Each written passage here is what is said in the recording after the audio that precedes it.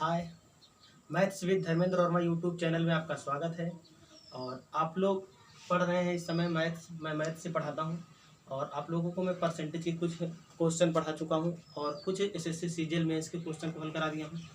आप लोग को आप लोगों को आज मैं हल कराऊंगा यूपीएसआई का पेपर। और यूपीएसआई का पेपर जो है, कुछ लोगों को ये मानना है, कुछ स्टूडेंट्सों का, कि ये क्वेश्चन जो आए हुए हैं बहुत ही इरेलीवेंट है और इसको एग्जाम में करना कह रहे हैं बहुत थोड़ा मुश्किल है। लेकिन वास्तविक रूप में क्या ऐसा है, आज हम लोग डिस्कस करेंगे और अच्छी तरह से देखेंगे कि एग्जाम का पैटर्न क्या है, क्या हम लोगों को इसमें सुधार करनी है। तो आप लोगों को आज मैं ये दिखाऊंगा कि हाँ, एग्जाम में आपको कैसे क्वेश्चन को हल करना है। आप लोग पूरा वीडियो देखिए, निश्चित तौर पर आपके लिए बहुत ज़्यादा हेल्पफुल होगा। आप किसी भी एग्जाम की आप तैयारी कर रहे हो, किसी भी एग्जाम की आप तैयारी कर रहे हो, लेकिन आपके लिए ये वीडियो बहुत ही हेल्पफुल होगा। पूरा वीडियो देखिए, बहुत मज़ा आएगा आपको। चलते देखते हैं जैसा पहला क्वेश्चन क्या है। तो पहला क्वेश्चन आपके सामने मैं स्क्रीन पर लगा दे रहा हूँ और आप लोग देखेंगे। तो इसमें दिया गया है जो वो 1 नंबर से 3 नंबर तक क्वेश्चन जो है, ये डीआई का क्वेश्चन है जो सर्कल बेस्ड है। तो सर्कल बेस्ड है तो आप देखेंगे एक 1991 में कुछ व्यय के बारे में और 1992 में। तो व्यय का पूरा जो है डाटा इसके अंदर दिया गया है सर्कल में। आप देखेंगे जब पहला क्वेश्चन, तो पहले क्वेश्चन में क्या कह रहा है, वह 2 क्षेत्र कौन से हैं जहां ग्रामीण विकास और अन्य क्षेत्रों के आवंटन बराबर हैं, जिनका योगफल 25% से अधिक लेकिन वर्ष में कुल आवंटन में 50% से कम हो। यानी 25% तो कम हो लेकिन 50% से ज़्यादा हो। तो अब आप ऑप्शन में जाएंगे।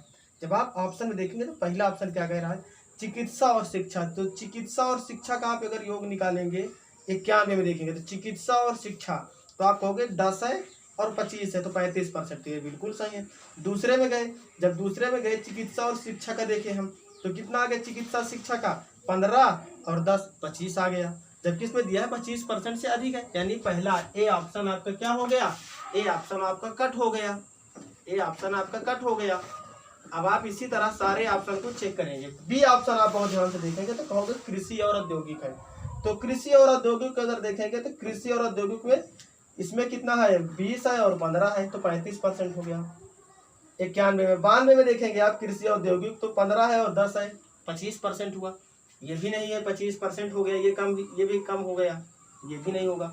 अगर आप सी ऑप्शन में देखें तो सी ऑप्शन में देखें चिकित्सा और औद्योगिक है। तो चिकित्सा औद्योगिक पहले 91 में देखेंगे तो 91 में चिकित्सा और औद्योगिक 15 और 10 कितना है, 25%। और उसमें कितना है चिकित्सा औद्योगिक 15 और 10 कितना है, 25, यानी 25% है, तो ये भी नहीं होगा। समझ रहे हो आप। अब डी ऑप्शन में आप देखेंगे तो कृषि और चिकित्सा है। तो कृषि और चिकित्सा अगर आप योग निकालेंगे तो आप कहोगे 91 में कितना है कृषि चिकित्सा का, तो 25 और 10 सॉरी 10 और 20 30%। और इसमें जब आप निकालेंगे तो 15 और 15 30%। तो आप देख रहे हैं कृषि और चिकित्सा का योग दोनों का बराबर हो गया। हुआ कि नहीं, इसमें दिया गया ना कि योग बराबर हो और प्लस में 25 से ज्यादा हो और 50 से कम हो। तो ये डी वाला जो ऑप्शन है आपका क्या होगा, बिल्कुल सही होगा। तो आपको क्वेश्चन से को ध्यान से पढ़कर और फिर उसको लगाना है।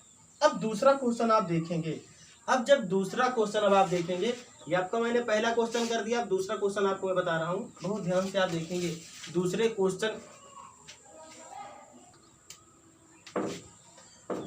क्वेश्चन आप देखेंगे, दूसरे क्वेश्चन को आप बहुत ध्यान से पढ़ेंगे और इसको फिर लगाएंगे। इसमें क्या कह रहा है, पिछले साल की तुलना में आवंटन में अधिकतम प्रतिशत वृद्धि दर्ज करने वाले क्षेत्र के लिए 2 वर्षों के लिए परिव्यय के बीच का अंतर कितना है। अब इस क्वेश्चन को लगाने के लिए आपको बहुत सावधानी से लगाना होगा। पहली बात इसमें यह दिया है चीज कि आप जब देख रहे हैं तो इसमें यह दे रहा है कि हाँ मतलब कि सबसे ज्यादा परिव्यय किसमें हुआ, अधिकतम प्रतिशत परिव्यय। तो आप देखेंगे अधिकतम प्रतिशत परिव्यय जो है वो हुआ है ग्रामीण विकास में, चूंकि पहले में 30% है, मतलब 91 में, और 92 में कितना है, 50% है, यानी इसकी बात कर रहा है। तो अब आप देखेंगे तो पहले में 91 में टोटल 2 लाख है। तो 2 लाख के लिए मैं क्या काम कर रहा हूं आपके सामने, अगर 2 लाख है तो मैं 2 लाख को ऐसे करूंगा कि 3 जीरो पहले हटा दो। आप थोड़ा अंक को थोड़ा छोटा कीजिए। मैं 3 जीरो अगर हटा दूंगा तो आपको मैं 2 लाख को लिख सकता हूँ 200। और इसको भी हटा दूंगा तो ये कितना हो जाएगा 200, इसको लिख दूंगा तो 250 हो जाएगा। ये 91 का है और ये 92 का है। आप कहोगे सर ऐसा क्यों कर रहे हैं? अरे आप चाहो पूरा लिख लो, ऐसी बात नहीं, थोड़ा आसानी आपके लिए रहेगी। अब आप आगे देखेंगे जब, तो आगे इसमें क्या कह रहा है कि हाँ, अब आप देखेंगे इसमें कितने % की वृद्धि हुई है, इसमें टोटल कितना, मतलब कि ग्रामीण विकास में कितना खर्च हुआ 30%। तो 200 का अगर आप 30% निकालेंगे तो 200 का 30%, तो आपको कितना आ जाएगा 60। आया कि नहीं 60? अब 250 का 50% आप निकालेंगे तो कितना आएगा 125। आएगा कि नहीं 50%, यानी इसका आधा 50%। इधर कितना था 30% था। अब आप देखेंगे इससे कितना ज्यादा है तो 65 ज्यादा है। आप कहोगे मैंने 3 जीरो हटाए थे, तो मैं अगर 3 जीरो का लगा दूंगा तो आप कहोगे कितना आ गया 65,000। तो आप देखोगे 65,000 आया। तो 65,000 आपका कौन से ऑप्शन में है? तो आप देखोगे और बताओगे कि 65,000 जो है 65,000 कौन से ऑप्शन में है? ए ऑप्शन में। तो आपका ए ऑप्शन दूसरे क्वेश्चन में क्या होगा? बिल्कुल सही होगा। अब आप आगे देखेंगे तीसरा क्वेश्चन। तीसरे क्वेश्चन में क्या कह रहा है कि 1992 में कृषि और चिकित्सा दोनों पर 1992 में कृषि और चिकित्सा पर दोनों पर कुल व्यय। तो आप देखेंगे 1992 में कृषि और चिकित्सा, तो कृषि और चिकित्सा में कितना व्यय हुआ है? तो आप देखें कृषि और चिकित्सा को मिलाकर कुल मिलाकर 30% का व्यय हुआ है। तो 1992 का में जितना दिया है यानी कितना था? आपको मैंने बताया था, छोटा कर लीजिए डिजिट, ये 1992 का तो 250 है, मैंने लिख दिया, मैंने 3 जीरो हटा दिया, तो ये 1992 का है। अब 1991 का अगर मैंने 2 जीरो हटा दिया तो कितना हो जाएगा 200। मैं आसान कर रहा हूँ आपके लिए और आपको भी यही काम करना है एग्जाम में। देखेंगे अब आप आगे, तो औद्योगिक और वो पहले में क्या कृषि चिकित्सा, तो 92 में कृषि और चिकित्सा को मिला देंगे 30% होगा। तो इसका 30% कितना हो जाएगा? 75 नहीं हो जाएगा? 25 पे 75। अब देखेंगे आगे। अब 91 में औद्योगिक और चिकित्सा मिलाकर 25% होगा। तो इसका 25% कितना हो जाएगा? 50 हो जाएगा। अब आप देखेंगे कि 2 वर्षों के परिव्यय के बीच का करा कुल खर्च की तुलना में कितना प्रतिशत अधिक था? तो इससे कितना % अधिक है? 75। आप देखेंगे 25 अधिक है, किससे? 50 से। 50/25 दुनिया जानता 1/2 है, तो 1/2 का मतलब क्या हो जाएगा भैया? 50%। तो इतने छोटे छोटे क्वेश्चन भी अगर आपको लगाने में प्रॉब्लम हो रही है तो इसका मतलब है आप अभी बहुत ही छोटी स्टेज पर हैं। अपनी स्टेज को इंक्रीज कीजिए। आगे देखते हैं चौथे नंबर का क्वेश्चन देखेंगे बहुत ध्यान से अगर आप, तो श्रेया एक काम को 1 दिन और 6 घंटे में पूरा कर सकती है और श्रीधा उसी काम को 2 दिन और 12 घंटे में पूरा कर सकती है। अगर वे एक साथ मिलकर काम करें तो वे कितने समय में पूरा कर लेंगी? ये सवाल सेकंडों का है। अगर आपकी अच्छा कैलकुलेशन है तो आप कहोगे एक दिन का मतलब यहाँ पर 8 घंटे 12 घंटे जो आप ड्यूटी करते हो उससे कोई मतलब नहीं है। यहाँ पर एक दिन जो है ये टाइम का यूनिट है और टाइम का यूनिट एक दिन में टोटल कितने घंटे होते? तो आप बताओगे 24 घंटे। तो यानी जो पहला व्यक्ति काम कर रहा है 24 घंटे और प्लस में 6, यानी वो कितना टोटल 30 घंटे काम करेगा। और जो दूसरा व्यक्ति है वो कितना 2 दिन, यानी 24 दूना 48 और 48 और 12 कितना 60 घंटे। अगर ये दोनों को हम एलसीएम निकालेंगे तो 60 आएगा। 60 को अगर मैं 30 से डिवाइड करूंगा तो 2, 60 से इसको भाग दूंगा तो, यानी पहले की क्षमता 2, दूसरे की क्षमता 1, तो दोनों मिल गए तो कितनी क्षमता हो गई 3। तो 3 से अगर मैं इसमें डिवाइड कर दूंगा तो टोटल कितना आ गया 20 घंटे, यानी 20 घंटा आपका क्या होगा? आंसर होगा। तो 20 घंटा ये जो आंसर है ये कौन से ऑप्शन में है? तो आप बताओगे डी ऑप्शन में है। और आगे देखेंगे 5वां नंबर क्वेश्चन आप देखेंगे 0.222 का एक भिन्नांक में व्यक्त कीजिए। इसको सभी जानते होंगे, बच्चा जानता होगा। जो अंक बार बार रिपीट होता उसी के बटे में 9 लिख देते हैं, हो गया। तो 2/9। तो 2/9 आपका कौन से ऑप्शन में? ए ऑप्शन में। तो 5वें का 2/9 हो जाएगा। आगे देखेंगे, आगे आप देखेंगे 6ठे नंबर का क्वेश्चन। 6ठा नंबर का क्वेश्चन भी कोई खास नहीं है, बहुत ही आप आराम से लगा सकते हैं। साधारण ब्याज का प्रश्न है। एक निश्चित राशि साधारण ब्याज पर 2 साल में 1260 हो जाती है। 2 साल में कितना हो जाती है? आप कहोगे 2 साल में 1260 हो जा रही है।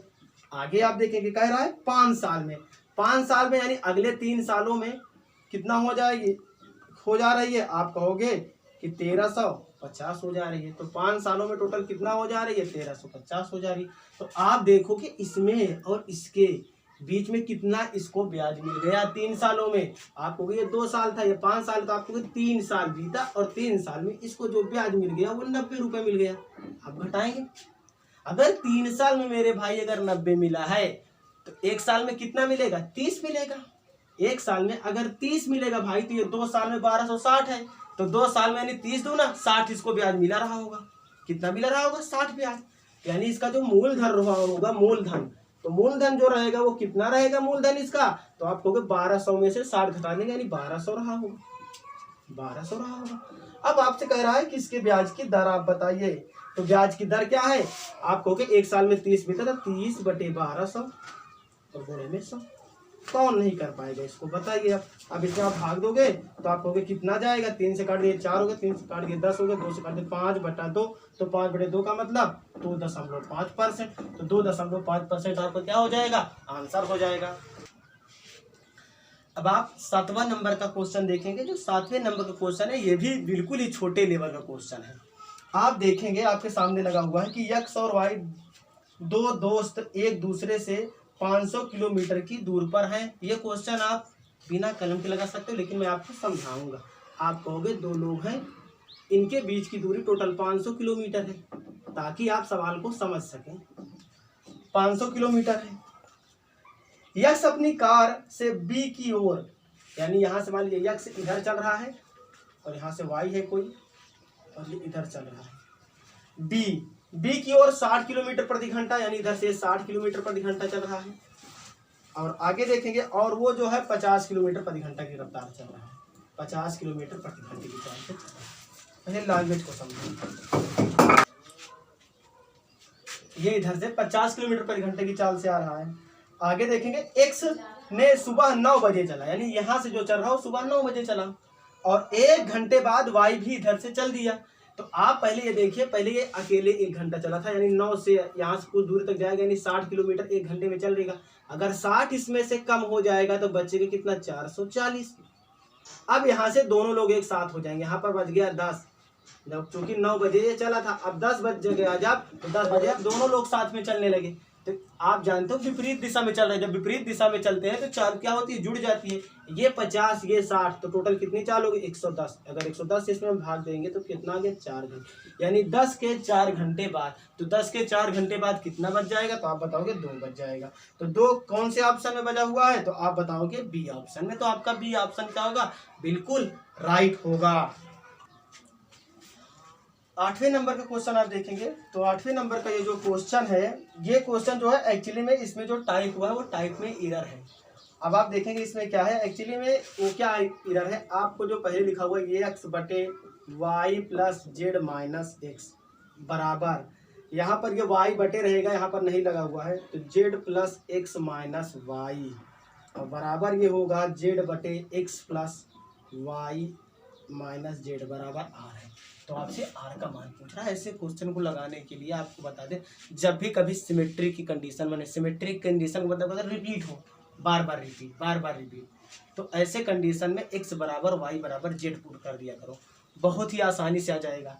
ये क्वेश्चन जो है डिस्क्रिप्टिव में मैं नहीं लगाऊंगा, इसको मैं आपको डायरेक्ट बता रहा हूँ। ऐसे क्वेश्चनों को आपको x बराबर y बराबर z पुट, अगर ऐसा मैं कर दूंगा तो आप देखेंगे कोई भी आप ऑप्शन में लेंगे, चाहे ये लेंगे, चाहे ये लेंगे, चाहे ये लेंगे, सब बराबर हो जाएंगे। जब सब बराबर हो जाएंगे तो आप देखेंगे यहाँ पर, अगर सब बराबर, यहाँ पर ऊपर क्या होगा x, और यहाँ पर क्या होगा, ये x, ये भी x कट गया तो बटे में x, और यहाँ पर बराबर सब इसी तरह हो जाएगा, y/y z/z जो भी हो जाएगा बराबर में, ये कट जाएगा तो कितना आएगा, 1। तो कितना आएगा, 1। तो आप देख रहे हो ये सेकेंडों भर का क्वेश्चन नहीं है, ये कौन से ऑप्शन में है, बी ऑप्शन में है। देख रहे हो आप, तो इतने आसान होते हैं ये क्वेश्चन। आगे देखेंगे हम लोग, 8वें नंबर का क्वेश्चन हो चुका है और 9वां नंबर क्वेश्चन हम लोग देखेंगे। जब एक संख्या को 8 से विभाजित किया गया तो शेषफल 2 रहता है, जब उसी संख्या को 2 से विभाजित करेंगे तो शेषफल क्या होगा। तो वो ध्यान से देखेंगे। ये क्वेश्चन तो सभी कर सकते हैं, लेकिन मैं दावे के साथ कह सकता हूँ कि कुछ ऐसे भी स्टूडेंट्स होंगे जिनमें इस प्रकार से क्वेश्चन में थोड़ा सा परिवर्तन कर दिया जाए तो वो क्वेश्चन रॉन्ग आंसर टिक करके आ सकते हैं, लेकिन ये क्वेश्चन तो सभी कर देंगे। जब भी कभी ऐसा क्वेश्चन बने कि किसी से विभाजित किया जाता है फिर शेष को, जैसे मैंने 8 से विभाजित कर रहा है ना, फिर कह रहा है 2 शेष बचा है, तो कह रहा है 2 से विभाजित करोगे तो शेष क्या बचेगा, तो आप कहोगे 2 से विभाजित करोगे तो कहते हैं डायरेक्ट शेषफल में ही आप भाग दे दीजिए, तो 2 से 2 में भाग दोगे तो शेषफल कुछ बचेगा 0, यानी आपका 0 ऑप्शन क्या होगा, सही होगा। लेकिन ऐसे क्वेश्चन जब आप जैसे अच्छे लेवल का पेपर दे रहे हो तो इसमें थोड़ा घुमा भी सकता है। आपके सामने दे दे कि 7 से विभाजित करने विभाजित हो जा रहा है और 2 शेष बच रहा है, लेकिन जब उस संख्या को 2 से विभाजित करेंगे तब भी आप 0 मार दोगे, जबकि ये बात बिल्कुल क्या रहेगी, गलत रहेगी। तो ऐसे क्वेश्चन का आपका जवाब क्या होगा, तो ऐसे क्वेश्चन का जवाब ये रहता है कि हम नहीं ज्ञात कर सकते हैं, पूरी बातें हमको नहीं पता इसलिए हम नहीं ज्ञात कर सकते हैं, या डाटा पर्याप्त आप बता सकते हो, समझ रहे हो आप। तो ऐसे क्वेश्चन को आप ऐसे मत मार देना, हमेशा क्वेश्चन को थोड़ा ध्यान से देखना, कभी हो सकता है आगे चल के घुमा भी दे। अगला क्वेश्चन देखेंगे, क्वेश्चन नंबर 10। ये क्वेश्चन आप कैसे लगाओगे और मैं कैसे लगाऊंगा, आप बहुत ध्यान से समझिएगा। ये क्वेश्चन जो है आप लगाने में थोड़ा देरी कर सकते हैं, हो सकता है आपको थोड़ा ये बातें बहुत देर में समझ में आए, लेकिन मैं बता रहा हूँ अगर आपके कंसेप्ट क्लियर है तो आपको मैं बता रहा हूँ ये क्वेश्चन भी आप पढ़ने के बाद 5 सेकंड से लेकर 10 सेकंड के बीच में कर सकते हो। तो आप देखेंगे कैसे क्वेश्चन को किया जाएगा। पहले क्वेश्चन को बहुत ध्यान से आप पढ़ेंगे। एक तीरंदाज सटीकता के एक निश्चित प्रतिशत पर लक्ष्य को भेद सकता है। अगर मौसम तूफानी हो जाता है तो उसकी सटीकता 20% से कम हो जाती है, यानी 20% कम हो जाती है। इसके कहने का मतलब यह है अगर वह तूफानी मौसम में 350 में से 196 बार लक्ष्य को भेदता है तो सामान्य स्थिति में 250-60 में से लक्ष्य को भेदने की उसकी मारक दर क्या है। अगर आप डायरेक्ट अगर ऑप्शन में भी वैसे चले जाओ ना तब भी आप इसको डायरेक्ट मार सकते हो, लेकिन मैं आपको पूरा करके दिखाऊंगा हाँ कैसे इसको आराम से आप कर सकते हो। आप बहुत ध्यान से देखेंगे। तूफानी मौसम था, एक तूफानी मौसम और एक सामान्य मौसम। तो पहले हम तूफानी मौसम में के ही बारे में यहाँ पर दिया गया है कि तूफानी मौसम में से वो 350-60 में से उसने कितने साधा दिए 196, लेकिन जब आपको दे रहा है तो कह रहा है 250-60, तो पहले आप 350 को 250 में कन्वर्ट कर लो, डायरेक्ट 250 कन्वर्ट कर लो तो आप कहोगे ये कैसे हो सकता है। आप कहोगे 7 से काटेंगे 50 हो जाएगा, इसको 7 से काट दिया, आप कहोगे 7 के दूना 14 और 7 8 56, फिर आप कहोगे इसको 250 बना लेंगे 50 से गुणा कर दीजिए। आप समझ रहे हो ना, 5 से गुणा कर देंगे, 5 से गुणा कर देंगे तो 5 से अगर इसमें गुणा करें तो 250 हो गया, इसको भी 5 से गुणा कर दिए यानी कितना हो जाएगा 28 गुणते 5, इतना। तो ये 250 में से इतने बार ये सधाता व्यक्ति अगर 250 में से पूछता तो। लेकिन इसमें एक बात और है, ये तूफानी मौसम के लिए है, सामान्य मौसम के लिए क्या होगा। आप कहोगे तूफानी में 20% कम है, 20% का फ्रैक्शन मान होता है क्या, तो आप कहोगे 20% का जो फ्रैक्शन मान होता है वो 1/5 होता है। यानी पहले अगर 5 रहा होगा सामान्य में जनरल कंडीशन में, तो तूफानी मौसम में क्या रहेगा, 1 कम 4 रहेगा, 4 रहेगा। यानी आपको बताना ये तूफानी मौसम वाला है, आपको बताना है सामान्य के लिए, यानी आप क्या करना पड़ेगा 5/4 से गुणा कर दें। अब 4 से काट दें, 4 सत्ते 28, तो 25 25 सत्ते 175, तो 175 आपका कौन से ऑप्शन में है, तो आप बताओगे 175 जो है वो बी ऑप्शन में है। क्वेश्चन नंबर 11 देखेंगे, तो क्वेश्चन नंबर 11 में जो दिया गया है वो आपके सामने है। इसमें भी थोड़ा करेक्शन है। ये जो पूछा गया एक्चुअली में ये पूछा गया है √2 ब्रैकेट के अंदर y² + 1/y² है। मैंने ये क्वेश्चन पहले से ही देखा हुआ है इसलिए मुझे पता है कि क्वेश्चन में एक्चुअली में करेक्शन है। ये रहेगा तभी आएगा ऑप्शन आपका, नहीं उसमें से कोई ऑप्शन भी नहीं है, क्योंकि ऐसे क्वेश्चन एग्जाम में बनते हैं मुझे पता है अच्छी तरह से। तो ये क्वेश्चन एग्जैक्ट ये आया हुआ था, इसमें जो है टाइप एरर है, ठीक है ना। अब आप देखेंगे, अगर आपको मैं बता दूं कि अगर y बराबर इसमें क्या दिया गया, आप अगर बहुत ध्यान से देखें तो कहोगे 3 + 2√2 है, तो आप बताएंगे 1/y अगर मैं निकालूं तो इसका ये हो जाएगा 3 - 2√2, ये होगा कितना होगा 3 - 2√2। ये कैसे आएगा, आप इतना 1/इतना कर दोगे फिर परमेय कार्य गुणा कर दोगे, आपको मालूम हो जाएगा। वैसे मैं बता दूं कि अगर इसका इसके वर्ग का अंतर 1 रहे, जैसे 3 त्रिक करना हो, 2 दूना 4 दूना 8, तो कभी भी अगर एक चीज़ पता है और उसका व्युत्क्रम निकालना हो तो माइनस आप बीच में लगा दो छोटे वाले पहले, बस हो गया, वही उसका मान होता है। तो आप बताएंगे इसको जोड़ देंगे तो y प्लस 1/y कितना आएगा, तो बच्चा बता देंगे 6 आएगा। अच्छा, अगर वाई स्क्वायर प्लस 1/y² निकालेंगे तो आप कहोगे 6 का स्क्वायर 36, और 36 में से 2 गया कितना आ गया 34। कितना आ गया 34 आ गया। तो आपसे एक्चुअली में यही मान पूछा गया है, तो इसका मान क्या आएगा 34√2। तो 34√2 किसके बराबर होगा, अगर आप देखेंगे तो 96 कभी ना होगा। आप जानते हो अगर 34 का दूना भी कर देंगे तब भी 96, और 24 और 28 से बड़ा है, यानी कितना होगा 48 होगा। अब आप कहोगे सर जी क्या ऑप्शन देखकर इतने आसानी से, हाँ ऑप्शन आप देखेंगे बहुत आराम से कर देंगे, क्योंकि इसके ऑप्शन जो है बहुत दूर दूर दिए गए हैं। अगर पास भी दिए जाएं तब आप इसको कैसे गुणा करेंगे, तो आप कहोगे √2 का मान होता है 1.41। अगर आप 1.41 को थोड़ी देख लीजिए, अगर 1.5 मान लें, अगर आप इसमें गुणा करेंगे तो कहोगे 34 को 1 से गुणा करेंगे 34, और 34 को 5 से गुणा करेंगे तो आपको 0.5 से करेंगे तो 17। आपको 34 को 0.5 से गुणा नहीं करना है, 34 का आधा कर देंगे तो कितना आएगा 17, और इसका अगर इससे गुणा करेंगे तो 17 और 34 कितना है 51।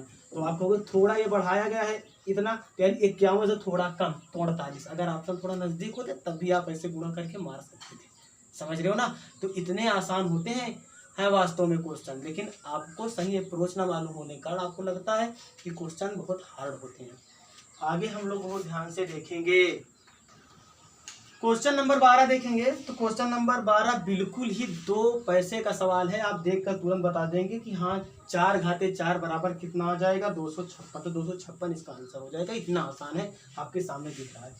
चलिए बता ही देते हैं कि 3/5 है, ये घात में यक्स है, और यहाँ पर देखिए 81 यानी 3 त्रिक 9 त्रिक 27 त्रिक 81 यानी 4 बार ही है, तो 3/5 पे घाते ये कितना आएगा 4। तो यक्स का मान कितना आ गया 4।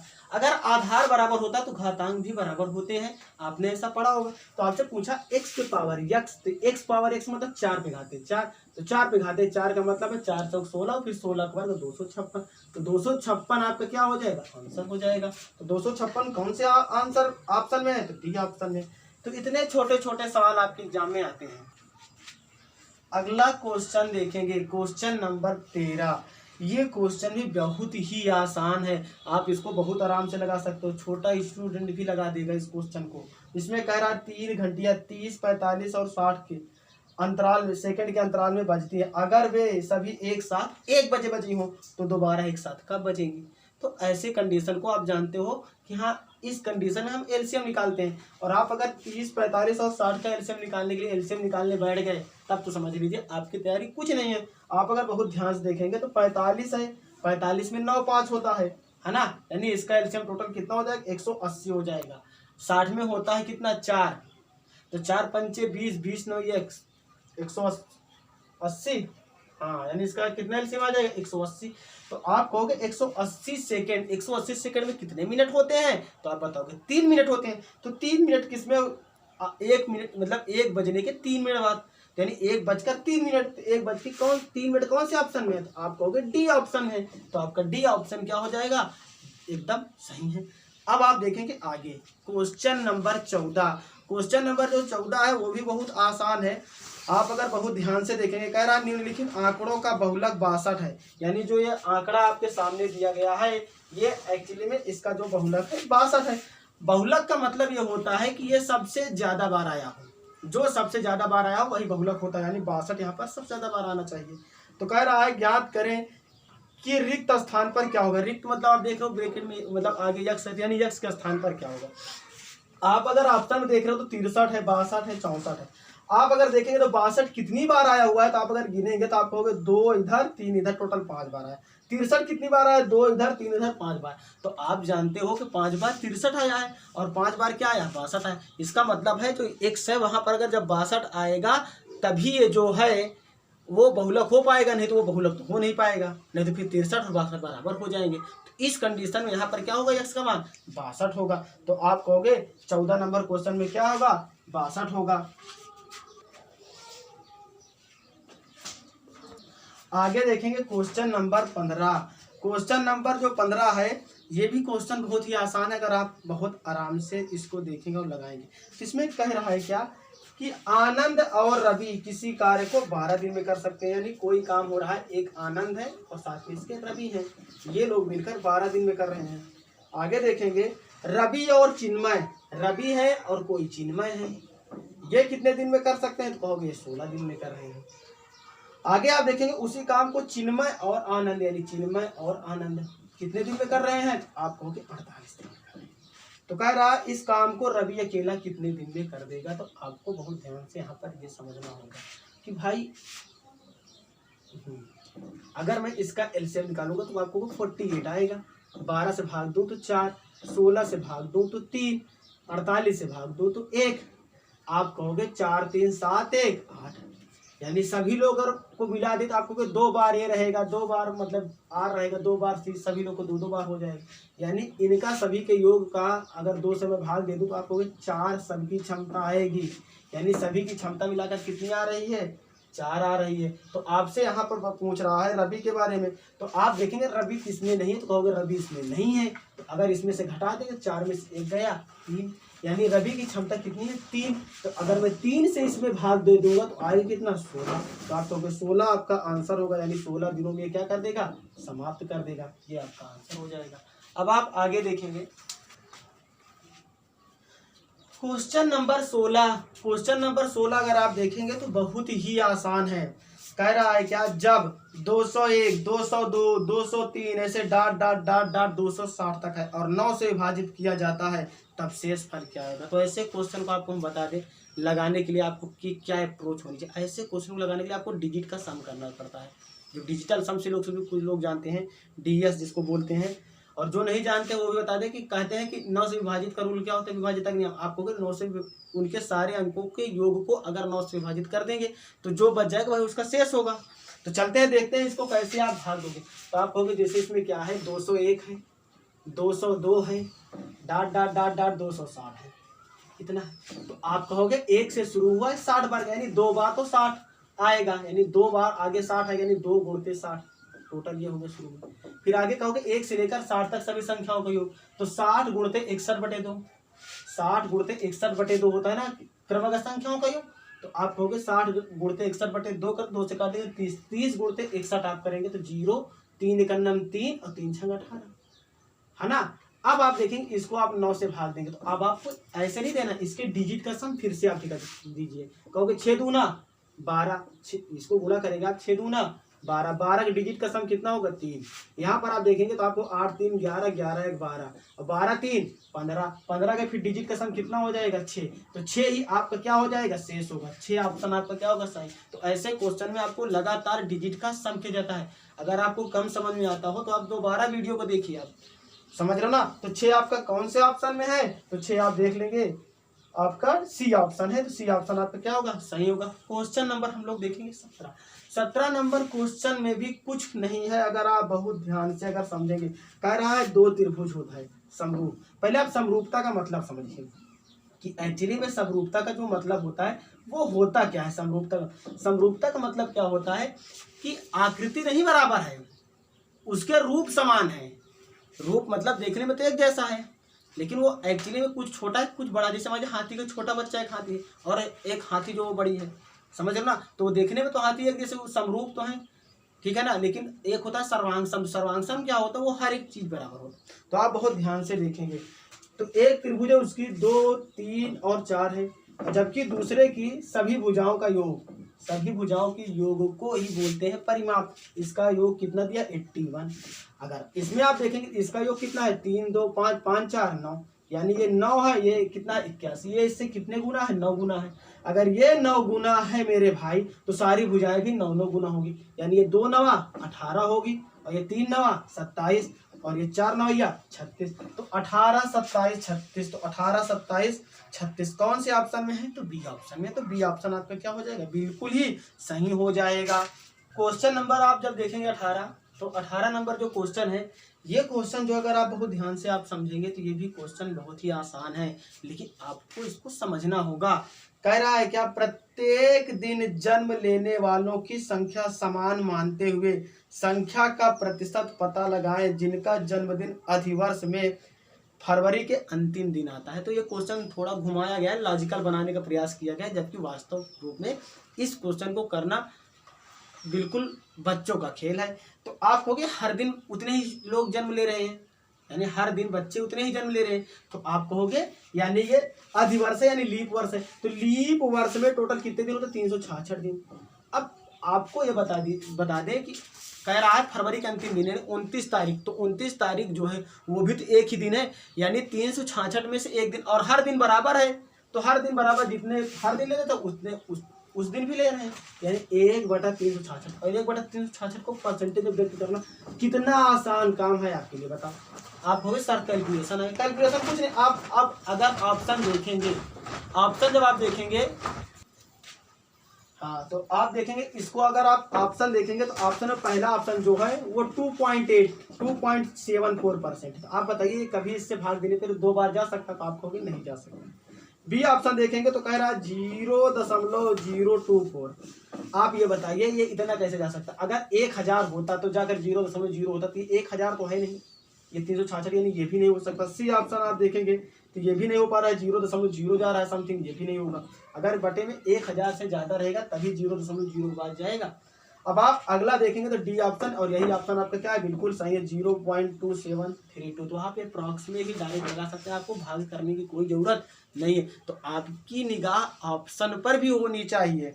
अब आप अगला क्वेश्चन अगर देखेंगे तो ये क्वेश्चन जो है क्वेश्चन नंबर जो 19 है, तो जो क्वेश्चन नंबर 19 है, अगर 65 लोगों में से 40 लोगों को केवल क्रिकेट पसंद है, अगर आप लोग इसकी लैंग्वेज देखेंगे तो कह रहा है केवल क्रिकेट, अगर ऐसा आप पकड़ेंगे तो आप कहोगे इसमें कोई भी ऑप्शन आपको देखेंगे आगे नहीं।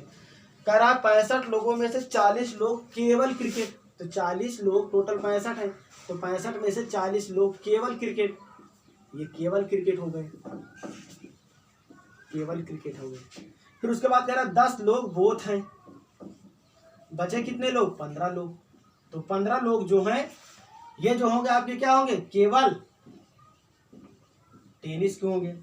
आगे देख रहे हैं आप पढ़ रहे हैं तो केवल टेनिस। तो अब जब इसमें ऑप्शन में देखा गया तो ऐसा कोई भी ऑप्शन नहीं, इसका मतलब क्या है, इसके या तो ऑप्शन में तो कोई गलती हो, और या तो फिर क्या है क्वेश्चन टाइप एरर में कोई गलती हो। तो मैंने ये चीज देखा कि इसमें टाइप एरर में क्या है गलती है, वो टाइप एरर में ये है कि जो यहाँ पर लिखा है केवल ये खाली क्रिकेट था। अब आप लगा लेंगे क्रिकेट 40 लोग खेलते हैं, तो 40 लोगों में से 10 लोग बोथ में, तो आपको 10 लोग इसमें से कम हो जाएंगे कितने, ये 30 लोग होंगे, क्योंकि वो इसमें भी शामिल है इसमें भी शामिल है। अब आप समझे आप कितने होंगे, 30, तो 30 10 40, तो यहाँ कितने होंगे, अब 25 होंगे, तभी जाकर कितने हो पाएंगे, 65 हो पाएंगे। तो आपका 25 ऑप्शन क्या होगा, सही होगा। तो 25 ऑप्शन कौन से ऑप्शन में है, तो आप बहुत ध्यान से अगर देखेंगे तो ये बी ऑप्शन में है। क्वेश्चन नंबर 20, और क्वेश्चन नंबर अगर आप 20 देखेंगे तो बहुत ध्यान से देखेंगे, अमीन है, बासा है और चाज है, यानी ABC में कर देता हूँ, ए है, बी है और सी है। ये 90 दिन में करता है, ये 40 दिन में करता है, और ये कितना 12 दिन में करता है। अगर मैं इनका सबका एलसीएम लेना चाहूँ तो आपको कितना आ जाएगा, आपको 8 5 40 4 9 36, यानी टोटल कितना आएगा 360। अब आप सबकी क्षमता निकालेंगे तो आपको ये 4 आएगा, ये 9 आएगा, ये 30 आएगा। अब आप देखेंगे आगे कह रहा है ये एक एक दिन काम करते हैं, मतलब बारी बारी से काम करते हैं, एक साथ में काम करते हैं। टोटल 240 रुपए मिला हुआ है। तो आपको ये बताना है कि प्रत्येक को कितना कितना मिला है। तो आपको बारी बारी से कराएं। आप अगर इन सबको जोड़ोगे तो आपको 9 4 13 और 30 43 आएगा, यानी 4 32 4 9 36, यानी ये टोटल 8 बार तो सब लोग साथ साथ किए होंगे। 8 बार अगर साथ साथ काम कर देंगे तो 8 चौक 32 320 और 8 3 24, तो जोड़ देंगे तो कितना आ जाएगा 344। तो 344 काम तो ये लोग साथ में कर देंगे, बहुत ध्यान से आप समझेंगे। तो बचेगा कितना, आप कहोगे 16 बच गया। अब 16 काम ये आएगा तो ये भी करेगा एक दिन, ये आएगा ये भी करेगा, 13 काम हो गया, बचा 3 काम। 3 काम कौन करेगा, ये तो ये 3 काम करने में कितना समय लेगा, तो आप कहोगे 3 को अगर भाग देंगे आप इसको 30 से, तो एक दिन में 30 कर सकता है, समझ रहे हो ना। तो ये भाई कितना का अपनी क्षमता का 1/10 ही इस्तेमाल करेगा, यानी बात समझ रहे हो ना, 1/10 क्षमता से ही करेगा तब भी हो जाएगा, यानी 1/10 से ही इसका हो जाएगा। तो आप अब बहुत ध्यान से देखेंगे। चलेंगे सबकी क्षमता निकालते हैं। आप कहोगे ये 9 दिन काम किया, ये कितने दिन काम किया, 9 दिन, तो एक दिन में 4 करता है तो 9 दिन में कितना कर देगा, 36 काम होगा। इनके वर्ग का हम मतलब कि इनकी क्षमता निकाल रहे हैं कि हाँ टोटल कितनी इन्होंने क्षमता अपनी लगाई। ये भी 9 दिन किए हुए हैं, 81 क्षमता। ये जब कर रहे थे तो ये 4 दिन तो पूरा किए थे, सॉरी 8 दिन, तो 8 3 24 240। फिर उसके बाद अपना 1/10 किए, अपना 1/10 यानी 30 का 1/10 कितना आएगा, 3 आएगा, यानी टोटल अपनी क्षमता कितना योग किया है, 343। अब आप इनकी सबकी क्षमताओं का अनुपात है, ए है, बी है, सी है। अगर आप इसको काटेंगे 9 चौको 36, 9 नवा 81, 9 से काट दिया तो 27। अगर सबको हम अगर योग कर दे इसको तो आप कहोगे 13 और 27 40, तो 40 का ही मान है 240। काट दिए इसको तो कितना बार गया, 1 का मान 6, तो 6 से गुणा करेंगे तो आप कहोगे पहले कितना आएगा, 24 आएगा, पहले का 24, और दूसरे कितना आएगा 36, 9 छंग 54 आ जाएगा, और तीसरे कितना आएगा 27 9 या 162 आ जाएगा, 27 छक्का 162 आ जाएगा। अब आपको जैसे गुणा करना हो 27 छक्का 162, कुछ स्टूडेंट कहेंगे हमको 27 का भाड़ा नहीं आता, 67 का आ जाए तो कैसे करेंगे, तो आपको इसमें घबराना नहीं है। 27 छक्का है, आप कहोगे 27 छक्का है, तो आप देखेंगे ये 20 है, 20 छक्का 120 और 7 छंग 42, 120 और 42 बता देंगे कितना हो जाएगा, 162। आप 162 नहीं कर सकते हो, तो आपको गुणा ऐसे करना है। मान लीजिए आपके सामने आ गया 67 गुणते 7 आ गया, तो आप क्या करोगे, आपको हमको 67 पढ़ा नहीं आता, नहीं भाई 6 7 42, 6 7 42 यानी 420, और 420 और 7 7 49 हो गया, तो 420 में अगर आप 49 जोड़ देंगे तो कौन नहीं जोड़ पाएगा, बताइए अब कितना आ जाएगा, तो आप कहोगे कितना आ जाएगा, 50 अगर जोड़ दे 420 कहोगे 470 हो जाएगा, एक कम तो 469, तो आपको कितना आ जाएगा 469। तो आपको गुणा करने की भी टेक्निक मुझसे सीखनी होगी। बहुत सारी ऐसी चीज़ें हैं जो आपको सीखना है ताकि आप अपने एग्जाम के लिए अच्छे से प्रिपेयर्ड हो सकें। अगर आपको ये लग रहा है कि हाँ मेरे लिए ये जो वीडियो सर बना रहे हैं हेल्पफुल है, तो आप लोग मेरे चैनल को सब्सक्राइब कीजिए और शेयर कीजिए, समझ रहे हो ना, और खूब खींचकर पढ़ाई कीजिए, समझ रहे हो ना। और आगे आप लोग अपनी तैयारी मेंटेन रखिए। मैं ऑफलाइन काफ़ी दिनों से पढ़ाया हूँ, ऑनलाइन अभी मेरा ये न्यू यूट्यूब चैनल है, तो आप लोग थोड़ा सपोर्ट कीजिए ताकि आप लोगों के लिए मैं हेल्प कर सकूँ। चलते हैं।